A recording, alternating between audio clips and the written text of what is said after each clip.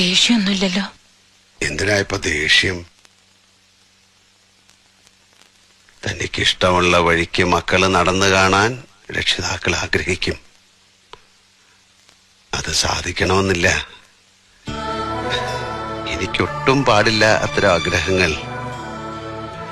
അമ്മയുടെ ആഗ്രഹം പോലൊരു മകനാകാൻ അവരുടെ മരണം വരെ കഴിയാത്തവനാണ് ഞാൻ. അയാള് പഴയ നീലകണ്ഠന്റെ അത്ര വഷളനൊന്നും അല്ലടോ.